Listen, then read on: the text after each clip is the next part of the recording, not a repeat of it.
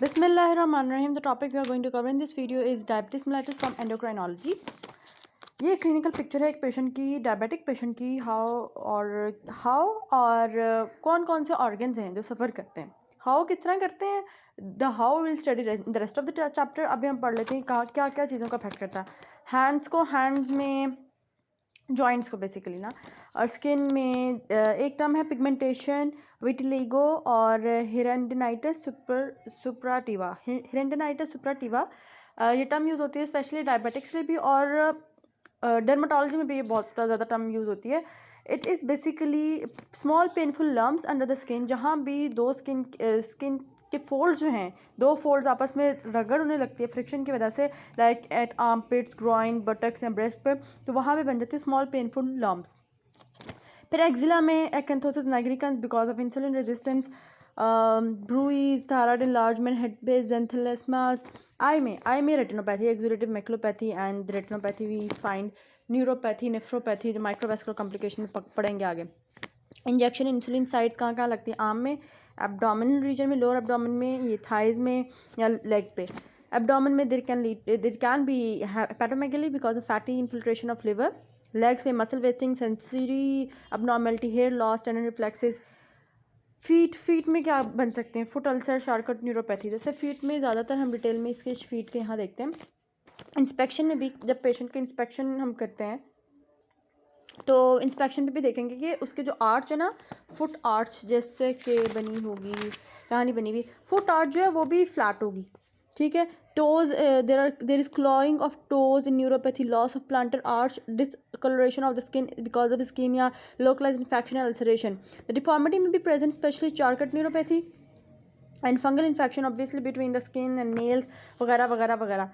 सबसे पहले जो चीज़ डायबिटिक्स की उड़ती है ना, जो पेरिफेरल न्यूरोपैथी में उड़ती है, वो है प्रोप्रियोसेप्शन. जो हम टो पकड़ के ऐसे, लेट सपोज ये टो है, टो पकड़ के मैं पेशेंट को कहती हूँ अप है, ये डाउन है, तो टो बस साइड से पकड़ना होता है ताकि उसे पेन या प्रेशर की सेंसेशन ना पहुँचे. सबसे पहले प्रोप्रियोसेप्शन उससे उड़ जाती है कि पाँव सीधा है या उसका टो ऊपर है या नीचे. डायबिटीज़ की हमें पता है कि होती हैं दो फॉर्म, एक टाइप 1, एक टाइप 2. टाइप 1 जो है वो ऑटोइम्यून है और इडियोपैथिक है, और इसमें ऑटोइम्यून है मतलब एंटीबॉडीज़ बनते हैं against the beta pancreatic cells. ये रिस्क फैक्टर्स लिखे हुए हैं. आइडेंटिकल ट्विन में ज़्यादा है, नॉन आइडेंटिकल ट्विन में कम है, फैमिली मेम्बर्स में ऑब्वियसली ज़्यादा होंगे. दूसरा टाइप है हमारे पास टाइप 2, डायबिटीज़ जो मेलाइटिस टाइप 2 जिसे कहते हैं, वो ज़्यादातर उसकी जेनेटिक प्रीडिस्पोजिशन है और इन्वायरमेंटल फैक्टर्स, क्रोमोसोमल ज़्यादा वो है, मतलब फेमिलियल है ज़्यादा ना, इसका ज़्यादा चांस है फैमिली ट्री के साथ फैलने से. और टाइप 2 डायबिटीज़ मेलाइटिस में क्या होता है, ये इतने स्टिकी नोट्स चुमने में. टाइप 2 डायबिटीज़ मेलाइटिस में मोस्ट कॉमनली इंसुलिन रेजिस्टेंस होती है कि इंसुलिन जो है वो इतनी, जो लिवर के सेल्स हैं या मसल्स के सेल्स हैं, they are not sensitize to insulin the way they were before. तो देयर इज़ इंसुलिन रेजिस्टेंस और elevated levels of LDLs, decrease level of HDL in cholesterol, non alcohol fatty liver, polycystic ovarian syndrome in females. तो ये सारे जो syndromes हैं ना, insulin resistance, BCO, non hepatic liver cirrhosis, low HDL, high LDL, they all add up to form a metabolic syndrome या insulin resistance syndrome इसे कहते हैं. अब हम करते हैं classification on the basis of aetiology. What is the aetiological classification? Type 1 idiopathic या autoimmune. Type 2 या तो जेनेटिक डिफेक्ट है, पेंक्रेटिक डिजीज़ है कोई भी, स्पेशली पेंक्रेटिक कैंसर. जैसे ओल्ड एज में यहाँ पे लिखा हुआ है कि ओल्ड एज में तो पेंक्रेटिक कैंसर जो है टेल ऑफ द पेंक्रियास पर, it is the most common cause of diabetes mellitus in old age. वैसे तो डायबिटीज़ किस एज में होगा? टीन एज में होगा. डायबिटीज़ मेलाइटिस टाइप 1 और टाइप 2 वुड बी इन इधर 30s और 40s या 50s लगा लें. इससे ज़्यादा 60-70s में है तो फिर mostly hint towards cancer. Excess endogenous production like growth hormone बहुत ज़्यादा प्रोड्यूस हो रहा है. एक्रोमेगैली हमने पिट्यूटरी ग्लैंड की डिजीज़ में पढ़ा. ग्लूकोकॉर्टिकॉइड्स, कुशिंग सिंड्रोम, बहुत ज़्यादा ग्लूकोकॉर्टिकॉइड सिक्रेट करता है. Glucagon, glucagonoma, catecholamine, phaeochromocytoma, thyroid hormone, thyrotoxicosis या drug induced corticosteroid, thyroid, diuretic, phenytoin, they causes insulin resistance. फिर कोई ऐसे क्रोमोसोमल एब्नॉर्मैलिटीज़ हैं like Klinefelter syndrome, Down syndrome, Turner syndrome. या और दूसरी, not the least, last but not the least again, the gestational diabetes mellitus. Gestational diabetes mellitus itself leads to मतलब वो पहले गेस्टेशनल ही होती है, लेकिन मोस्टली 6 वीक्स बाद ये डायबिटीज़ मेलाइटिस चली जाती है, लेकिन कई दफ़ा ये नहीं जाती. तो gestational diabetes mellitus continues as proper diabetes continues as proper diabetes in a patient. Sorry, I'm being so dyslexic today. Then there is a table के आपने पेशेंट का जैसे ग्लूकोज चेक करते हैं, यूरिनरी कीटोन, यूरिन में ketones check करते हैं, glucose check करते हैं, ब्लड में यूरिया कीटोन, ब्लड में यूरिया ग्लूकोज कीटोन्स वगैरह चेक करते हैं. So how do you interpret capillary blood ketone measurement? अगर तो less than 0.6 millimole per litre तो इट्स नॉर्मल. अगर 0.6 से 1.5 के दरमियान है तो there can be a signal that it's deteriorating. The control may be deteriorating. Metabolic control, seek medical advice. 1.5 से 3 के दरमियान है, there is a risk of diabetic ketoacidosis. Again, see doctor. But if the patient doesn't continue not seeing a doctor, तो उसके ketone level more than 3 हो जाएंगे और फिर तो पक्का डायबिटीज़ कीटोसिडोसिस, डायबिटिक कीटोसिडोसिस की तरफ जा रहा है and you need an urgent help. ये जो है ना क्राइटेरिया कि ketone level more than 3 millimole per litre हो, ये एक क्राइटेरिया भी है डीके का कि डीके में 3 चीज़ें हम कहते हैं. पेशेंट जो है डिहाइड्रेटेड, कीटोन नीमिया और कीटोन यूरिया है वो उसके, और पीएच जो है उसकी लेस देन 7.3 जो हम आगे पढ़ेंगे भी. और ब्लड शुगर जो है वो 250 से ज़्यादा या 200 से ज़्यादा. और ये इन्होंने बताया कन्वर्जन ऑफ डीसीसीटी एंड आईएफसीसी यूनिट्स. अगर हम हीमोग्लोबिन A1C का जैसे परसेंटेज में लें तो उसके कितने यूनिट्स होंगे, कितने जो परसेंटेज है वो कितने मिलीमोल पर मोल के मुताबिक कैलकुलेट होगी. 4 पे 20 है तो इस लिहाज से याद रखें जितना 5, 6, 7, 8 हर डिजिट पे 11 अपने नंबर डिजिट्स ऐड करने. 4 पे 20 है तो 5 पे 31, 6 पे 42, इस तरह. ये सिर्फ बस कैलकुलेशन के लिए, इन केस क्वेश्चन में हीमोग्लोबिन A1C परसेंटेज की जगह ये इस मिलीमोल पर मोल में आ जाए उस चीज़ के लिए. सिम्टम्स ऑफ हाइपरग्लाइसीमिया, उससे बहुत ज़्यादा प्यास लगेगी, पोलीडिप्सिया, यूरिया, यूरिन बहुत ज़्यादा, न्यूक्चूरिया, हाइपरफेजिया, भूख बहुत ज़्यादा लग रही, nausea, headache and genital candidiasis. Candidiasis यहाँ बैक्टीरियल इन्फेक्शन क्यों होगी, ब्लैनाइटिस क्यों होगा? बिकॉज ग्लूकोज अगर यूरिन में है तो it will lead to a very perfect spot for bacteria and fungi to celebrate and have festival. Blurring of V and changing in weight, usually weight loss, tiredness, fatigue, lethargy, mood change, irritability, difficulty in concentrating, and apathy. Even hyperglycemia can lead to confusion, और hypoglycemia also leads to confusion. How would you diagnose कि patient diabetic है या pre-diabetic है? How would you diagnose? Diabetes तब confirm होती है जब blood sugar random या after 2 hour after 75 gram of glucose load OGTT में करते हैं. इफ़ इट्स मोर देन 200, ठीक, मोर देन 11 ग्राम पर डेसीलीटर. और फास्टिंग जो है if it is more than 126 that is 7 millimole per litre. Pre diabetes हम उसको लेबल करते हैं जिसका फास्टिंग जो है 108 से 126 के दरमियान हो, 108 से 126 के दरमियान, और जिसका ग्लूकोज टॉलरेंस या रैंडम हो गया 2 hours after 75 grams of the meal वो 140 से 200 के दरमियान हो. नॉर्मल कितना होता है यहाँ उसने लिखा हुआ है, नॉर्मल जो है 140 से कम होता है और फास्टिंग जो है 110 से भी कम होता है. लेकिन फिर प्री डायबिटिक आ जाते हैं जो 126 से 108 से 126 तक होते हैं या 140 से 200 तक होते हैं, वो प्री डायबिटिक होते हैं. और डायबिटीज़ मोर देन 200 जो उसकी 2 आवर्स आफ्टर ग्लूकोज लोड और फास्टिंग में more than 126. How do you perform oral glucose tolerance test? वही पहले उसका फास्टिंग कर लेंगे, 8 घंटे से पिछले फास्ट करवाएंगे, कोई कार्बोहाइड्रेट जो रिस्ट्रिक्ट नहीं करवानी. 8 घंटे की फास्टिंग होगी, फास्टिंग के ऊपर उसका फास्टिंग ब्लड शुगर लेंगे, फिर उसको देंगे 30 मिनट्स का रेस्ट, फिर उसे खाना खिलाएंगे, 75 ग्राम ग्लूकोज देंगे and then will take another sampling after 2 hours. Clinical features of type 1 type 2 की डिफरेंसेस है. ये लेस देन 40 की एज में होता है, मोर देन 50 ईयर्स की एज में प्रेजेंट करेगा.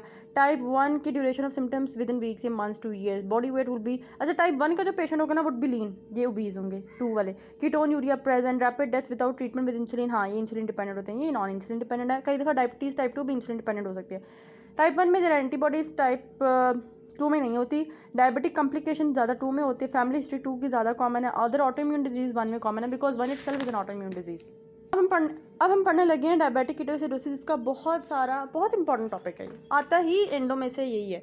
Father of 15-year-old boy brought his son in examination with a history of high grade fever for the last 2 days, unconscious for the last 1 day. Patient is drowsy, tachypneic, dehydrated, or respiratory rate is 40 per minute, temperature 103, blood pressure 90/60, chest is clear with normal vesicular breathing, examination CVS and abdomen is unremarkable. Urea 87, रेस serum bicarbonate 10 हुआ पड़ा है और blood sugar जो है 300 है. अब यहाँ वो लगाएं बाइकार्बोनेट 10 हुआ है, ऑब्वियसली पीएच जो है मेटाबॉलिक एसिडोसिस की तरफ जा रही है और ब्लड शुगर 300 है. और तीसरी क्या थी, कीटोन यूरिया, कीटोनीमिया, उसकी नहीं भी गिवन तो हमें पता चल गया कि पेशेंट जो है वो डीके की तरफ जा रहा है. इसकी मैनेजमेंट पूछी गई, प्रिंसिपल मैनेजमेंट पूछी गई. अब पढ़ते हैं डायबिटिक कीटोसिडोसिस मेडिकल इमरजेंसी है, टाइप 1 की वजह से होती है. और डीके में अगर ओवर करेक्शन हो जाए तो सेरेब्रल एडीमा मोस्ट कॉमन हो जाता है, या फिर अंडर करेक्शन हो hypokalaemia can lead to arrhythmia. और cerebral oedema is the most common cause of death in children and in adults acute respiratory distress syndrome हो गया, हाइपोकलीमिया हो गया, या MI it is the most common cause of acute myocardial infarction sepsis pneumonia, they are most common cause of death in adult. इसके तीन triangular के तीन क्या हैं ट्रायंगल के parts, hyper ketonaemia more than 3 millimole per liter और ketone urea more than 2+ on standard urine streak, hyperglycaemia glucose ज़्यादा और इतना कितना ज़्यादा मोर देन 200 ग्राम पर decilitre, metabolic acidosis less than bicarbonate की कंसनट्रेशन लेस देन 15 और इंट्रावीनस पीएच जो है लेस देन 7.3। इसकी एक बात याद रखनी है कि हर एवरी पेशेंट ऑफ डीके वो पोटेशियम डिप्लीटेड होता है। ये भी मैं आपको थोड़ी सी बातें बता रही हूँ, इसलिए बता रही हूँ कि जब हम मैनेजमेंट पढ़ने लगेंगे ना, मैनेजमेंट में इसको बहुत कीनली स्टडी करना है कि एक तो इस पेशेंट में डिहाइड्रेटेड है, डिहाइड्रेशन को करेक्ट करना है, इलेक्ट्रोलाइट्स की कमी है, पोटेशियम कम है, पोटेशियम कम होने की वजह से भी एरिथमिया हो सकता है, और पोटेशियम ओवर करेक्ट होने की वजह से भी एरिथमिया हो सकता है। फिर हमने इसको इंसुलिन देनी है, बाइकार्बोनेट देंगे, इलेक्ट्रोलाइट सारे इसके बैलेंस करने हैं।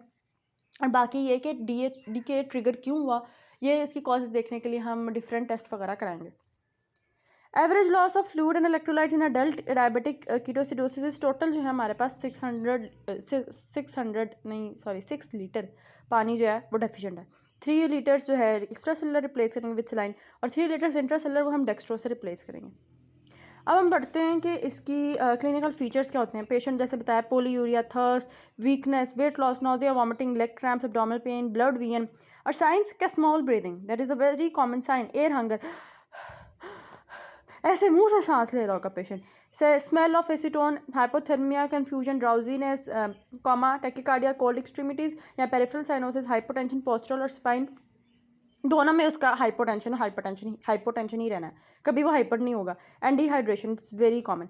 एक चीज़ जो इस क्वेश्चन में भी थी कि पेशेंट का फीवर जो है 103 है, मोस्ट कॉमनली ये होता है। एब्डोमिनल पेन तो is a feature of DK ना, कभी मोस्टली डीके के पेशेंट एब्डोमिनल पेन के साथ भी प्रेजेंट करते हैं, वॉमिटिंग वगैरह के साथ, जैसे बच्चे रिप्रेजेंट करते हैं। Infected patient pyrexia may not be present initially, लेकिन जैसे वो बताया वो उस केस में 3 दिन से पहले से बुखार, 3 दिन से उसकी तबीयत खराब हुई, बुखार है उसे, तो शुरू में पहले बुखार नहीं होगा उन्हें।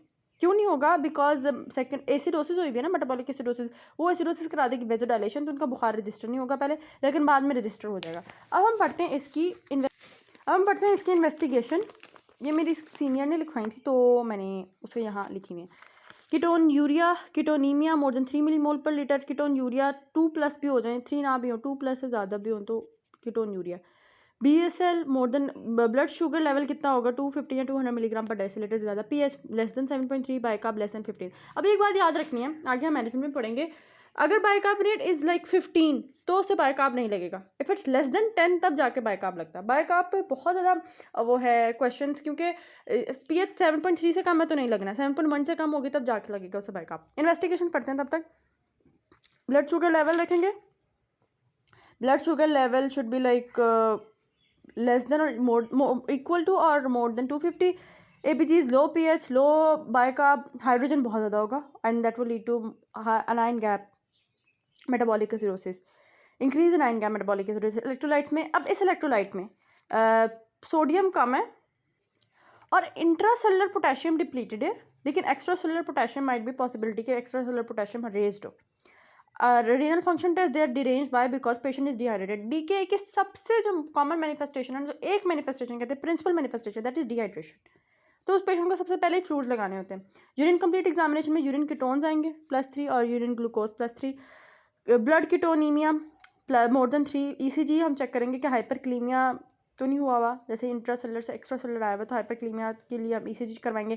चेस्ट एक्सरे के कम्युनिटी एक्वायर्ड निमोनिया नहीं हुआ हुआ that has triggered the DK, क्योंकि डीके सिर्फ इंसान को तभी होना चाहिए जब उसे पहली दफ़ा डायग्नोज हो कि उसे शुगर है, उस टीनेज को, उसके बाद कहते हैं कभी डीके नहीं होना चाहिए। And will also go for CT scan, और CT scan if the patient presents with altered state of consciousness तो उसके लिए हम CT स्कैन भी कराएंगे। What are the triggering factors? पहला सिर्फ होना चाहिए जब उसे डीके का पता चले, लेकिन ट्रिगर हो भी जाता है ना, वो किस लिए वजह से होता है? Infection, sepsis, dehydration, miss dose of insulin या पुअर ग्लूकोज कंट्रोल, तो उनकी वजह से, इन सारे फैक्टर्स की वजह से भी DK is triggered. Now what is the management of DK? DK की मैनेजमेंट में है कि सबसे पहले जैसे मैंने बताया फ्लूइड्स, फ्लूइड्स देने हैं 0.9 नॉर्मल सलाइन दे दें 5 to 6 लीटर्स, और आपने 6 लीटर्स को 12 घंटों में देना है। अब पर्सन को 12 घंटों में 6 लीटर्स देने, इसका मतलब हर घंटे में उसके अंदर 500 मिलीलीटर फ्लूइड जाना चाहिए। ये क्या करेगा, it will dilute glucose, dehydration को ओवरकम करेगा, और यूरिन आउटपुट जो ऑब्वियसली कम हुआ होगा डीके में उसको भी नॉर्मल एडिक्वेट पे लेकर आएगा। अगर सोडियम जो है वो ज़्यादा हो रहा है बॉडी के अंदर, क्योंकि नॉर्मल सलाइन कंटेन सोडियम, तो सोडियम अगर ज़्यादा हो रहा है तो इसे 0.9 से 0.45 पे शिफ्ट कर लें, या फिर आप इसे डेक्सट्रोज पे शिफ्ट कर दें। ओवर करेक्ट करने की जरूरत नहीं है, as over correction will lead to cerebral oedema and acute respiratory distress syndrome या pneumonia which can cause ultimately cause death. तो बचाने में या मार देंगे उसे। फिर आपने देनी है उसे रेगुलर इंसुलिन, क्योंकि डीके पेशेंट जो है वो इंसुलिन डिपेंडेंट होते हैं। रेगुलर इंसुलिन इस तरह देनी है, फर्स्ट डोज 0.5 यूनिट पर किलोग्राम IV बोलस में जाएगी, और फिर आपने 0.1 यूनिट पर किलोग्राम पर आर के हिसाब से IV इंसुलिन देनी है, और आरली BSR को मॉनिटर करना है। If there is no improvement after the second dose, तो आप नो इम्प्रूवमेंट, फिर आपने डबल कर देंगे डोज को। थर्ड चीज़ इलेक्ट्रोलाइट्स करेक्ट करने हैं। उसमें सबसे पहले क्या, पोटेशियम, हम इंसुलिन दे रहे हैं तो पोटेशियम करेक्ट करना है। इन केस पोटेशियम जो है कम है, लेस देन 3.5 है at the time of presentation, तो फिर पहले आप पोटेशियम करेक्ट करोगे फिर इंसुलिन दोगे, ठीक। Replace the potassium in the second drip आपने लगाई तो उसमें 20 मिलीलीटर इंजेक्शन पोटेशियम क्लोराइड का दे देना है। क्यों, क्योंकि hypokalaemia itself can cause arrhythmia which is the common cause of death. Ventricular fibrillation, ventricular tachycardia, cardiac arrhythmia या cardiac arrest, MI, they all causes death in people who present in DK. तो potassium administration को ECG के साथ major करना है proper, और अगर patient को जैसे CKD है, यदि patient suffers from CKD then don't give potassium. और fourth point, the most important point, bicarbonate replacement. Bicarbonate को हम सिर्फ तभी रिप्लेस करेंगे, ये दो चीज़ें याद रखेंगे। pH जो है 7.1 से कम है या 6.9 तक चली गई है, मतलब कम है, 7.1 से कम है, या फिर बाइकार्ब जो है 10 से कम है। 15 पे नहीं देना, ये क्वेश्चन मुझसे वाइवे में पूछा था। 15 में नहीं देना bicarb. Don't over correct it as again it can lead to hypokalaemia, क्योंकि बाइकार्बोनेट रिप्लेसमेंट, बाइकार्ब और पोटेशियम का चैनल इस तरह आपस में ही चलता है, और हाइपोकलीमिया और cerebral oedema again death. Next, broad spectrum antibiotics. क्यों इन्फेक्शन हुई है, क्यों सेप्सिस ऐसी कोई हुई है जिसने डीके कॉज किया है, तो ब्रॉड स्पेक्ट्रम एंटीबायोटिक्स में पेनिसिलिन आएगा, cephalosporin for trigger of infection उसके लिए देंगे। अब हमने सबकुटिनियस जो हम IV इंसुलिन दे रहे थे ना, अब हमने देखना कि पर्सन अगर बायोकेमिकली स्टेबल है और वो मुंह से खाना खा रहा है आराम से, is able to eat and drink normally orally, तो उसको शिफ्ट कर देना हमने सबकुटिनियस में। IV दी, IV के बाद 30 मिनट ओवरलैप करने, 30 minutes overlap of IV and subcutaneous insulin, then it's followed by only subcutaneous. हमने उसको IV के बाद 30 मिनट के बाद आपने सबकुटिनियसली, मतलब IV दी है ना, let's suppose last dose IV की भी दी है, तो आधे घंटे बाद हमने देखिए कि पर्सन जो है वो बिल्कुल, जब आपने IV दिए देखा पर्सन जो स्टेबल है, फिर आपने उस सारे सबकुटिनियस इंसुलिन पे लगा देना है। Treat underlying cause of diabetic ketoacidosis which trigger the attack, उसको फर्दर ट्रीट करना है। कॉम्प्लिकेशन जैसे मैंने बताया, बच्चों में सेरेब्रल एडीमा के is the most common cause of death, ठीक है, और बड़ों में hypokalaemia, acute respiratory distress syndrome, MI, pneumonia वगैरह, that the common cause of death. What other complications occur, DIC, thromboembolism can also occur. अब हम चलते हैं दूसरी state, that is hyperglycaemic हाइपरओस्मोलर state, या इसे कहते हैं हाइपरओस्मोलर नॉन कीटोटिक हॉन्क इसे कहते हैं। इसके क्या क्राइटेरिया है, एक तो ये कि सीवियर हाइपरग्लाइसीमिया जो होना ही होना था, लेकिन इसका बहुत ज़्यादा होता है, मोर देन 600 मिलीग्राम या more than 700 milligram per decilitre. हाइपरओस्मोलैरिटी, osmolarity जो नॉर्मल 280 या 290 होती है, यहाँ लिखी हुई 280 290, यहाँ पे 320 से भी ज़्यादा हुई होती है, 340 हुई होती है। डिहाइड्रेशन, अगेन हाइपरग्लाइसीमिया या हाइपरग्लाइसीमिक कॉम्प्लिकेशन का जो भी आता है वो डिहाइड्रेटेड होता है। Acid dehydration in the absence of the significant hyperketonaemia and acidosis भी नहीं होगा इसमें। डिहाइड्रेशन होगी but there won't be a significant ketonaemia, acetone like smell वगैरह कुछ भी नहीं आएगी जो उसमें आती थी डीके में, और एसिडोसिस भी नहीं है। pH is more than 7.3, bicarbonate is more than 15, normal है। इसे इट वॉज प्रीवियसली कॉल्ड, जैसे मैंने बताया, हाइपरओस्मोलर नॉन कीटोटिक हॉन्क कहते हैं इसे, बट अब इसे हाइपरग्लाइसेमिक हाइपरओस्मोलर स्टेट में कन्वर्ट कर दिया, ये कहते हैं। मोस्ट कॉमनली डायबिटीज़ टाइप 2 की कॉम्प्लिकेशन होती है, लेकिन किसी में भी हो सकती है। What are the precipitating events, infection, infarction, inadequate insulin, intercurrent illnesses, वही वाले जो डायबिटिक कीटोसिडोसिस के। इसमें अब हम चलते हैं अगेन इसकी इन्वेस्टिगेशंस देखने के लिए। ये मेरी जो सीनियर ने बनाई हुई है वही मैं इनसे पढ़ाऊँगी, क्योंकि वही हैं ईजी। ब्लड शुगर लेवल देखेंगे, more than 700, more than 600 milligram पर डेसिलिटर, मोर देन 500 पे भी आपने कह देना कि ये हॉन्क है। ABG में बाइकार्ब जो है is like 20 more than 15 mild acidosis, mild metabolic acidosis, then no need of correction to that level. Electrolyte sodium और पोटेशियम करवाएंगे, urine complete culture and examination, उसमें देखेंगे कीटोन्स नहीं होंगे बट ग्लूकोज होगा, ग्लूकोज यूरिया है. Renal function test में blood urea nitrogen would be raised and it would give a scenario कि pre-renal azotemia like sphenia or creatinine would be raised. Serum osmolality would be extremely high. और serum ऑस्मोलालिटी का formula क्या है? 2 into sodium plus potassium, या कुछ लोग 2 into sodium plus 2 into potassium भी लिखते हैं, मैंने इकट्ठा लिख दिया, या कुछ लोग सिर्फ 2 इंटू सोडियम ही लेते हैं. अगर सिर्फ सोडियम दिया ना तब भी आप निकाल सकते हैं, सिर्फ 2 इंटू सोडियम पर पोटेशियम लिखने की जरूरत नहीं है. Plus glucose divide by 18 plus blood urea nitrogen divide by 2.8, ऐसे सीरम ऑस्मोलालिटी निकल आती है. It should not be more than like 280, but 280 290 is normal, but इस सिनेरियो में 320 से ज़्यादा हुई होती है. ECG will check MI तो नहीं हुआ which is the trigger of horn, and CT scan to check for cardiovascular accident या थ्रोम्बोसिस वगैरह तो नहीं हो रही. इसकी कॉम्प्लिकेशन में थ्रोम्बोएम्बोलिज्म डिहाइड्रेशन कॉम्प्लिकेट कर देती है. थ्रोम्बोएम्बोलिज्म तो बहुत कॉम्प्लिकेट कर देते हैं, इसलिए हम इसके ट्रीटमेंट में हम हेपरिन देंगे. What is the management? High volume fluid 0.9% normal saline या 0.45% नॉर्मल सलाइन देंगे एटलीस्ट. अच्छा, उसमें था 6 लीटर, DKA में था 6 लीटर फ्लूड देना हमने 12 घंटों के अंदर. इसमें हमने 8 लीटर से 8 लीटर फ्लूड देना 10 घंटों के अंदर. मतलब हर घंटे में तकरीबन 8 लीटर इन 8 आवर्स, हर घंटे में 1 लीटर जाना चाहिए. मॉनिटर द यूरिन आउटपुट, फिर इलेक्ट्रोलाइट रिप्लेस करेंगे इन केस ऑफ हाइपोक्लेमिया, पोटेशियम देंगे या नहीं देंगे.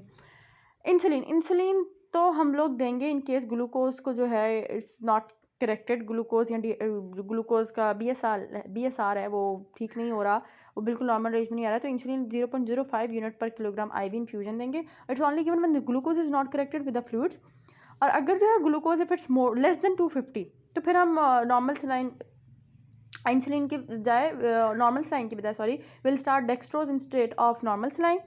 और if maintain then do not give dextrose. अगर नॉर्मल ग्लूकोज मेंटेन हो रही है तो फिर ठीक है, डोंट गिव डेक्सट्रोज, लेकिन अगर नहीं हो रही तो नॉर्मल सलाइन की जगह यू कैन गिव डेक्सट्रोज.